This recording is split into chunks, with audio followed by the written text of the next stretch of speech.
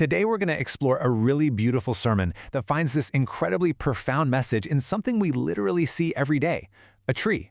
We're going to follow this idea from the very first moments of creation all the way to understanding a deep, preparing, and very personal love. The sermon starts right here, on the third day of creation from the book of Genesis. This is that amazing moment when the world just bursts into all this green, vibrant life. But to really get what's happening here, we have to look at the story that comes just before it, because that's what gives this moment its true meaning. Okay, so let's dive into this foundational moment. The sermon isn't just looking at what was created, it's really asking us to think about the how, and more importantly, the why. See, before any of these plants could ever grow, a space had to be made ready.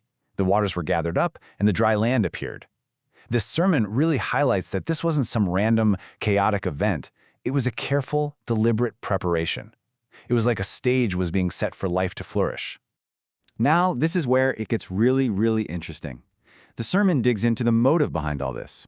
It wasn't just some kind of cosmic tidying up. At its heart, it was an act of love.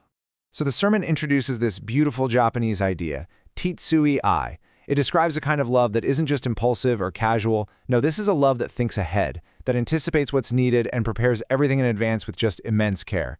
And the sermon suggests that this is the very same kind of love that not only shaped our world in the beginning, but is also the key to its ultimate healing.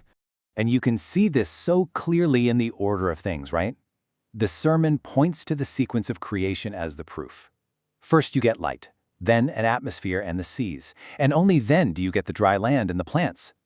Each step makes the next one possible, creating this perfect, sustainable environment before any living creatures are even introduced.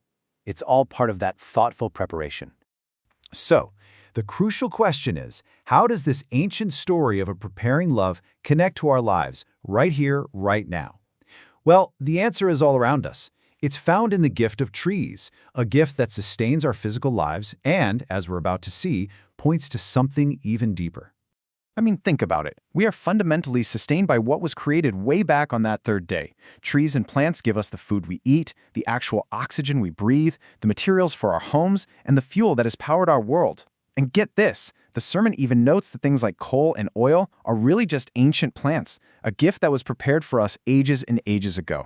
And because they're so essential to us, trees become this incredibly powerful symbol in the Bible for the state of our lives.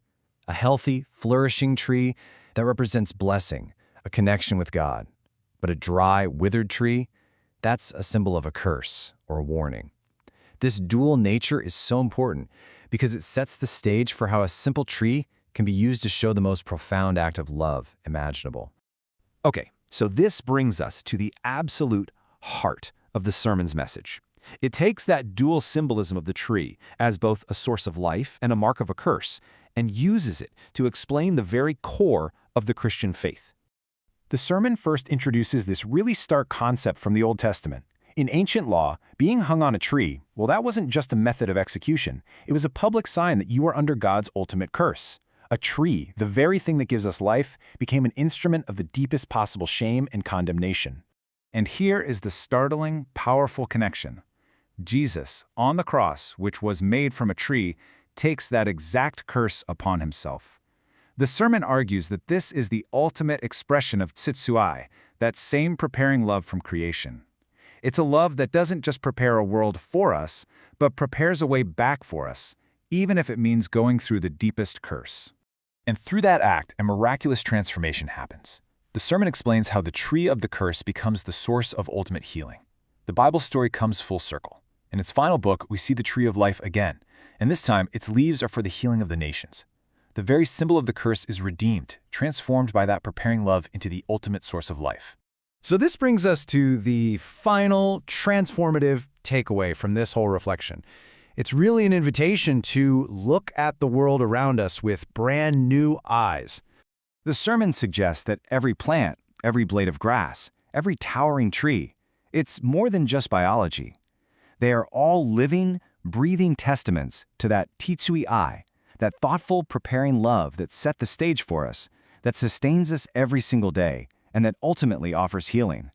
And so we're left with this gentle but provocative thought.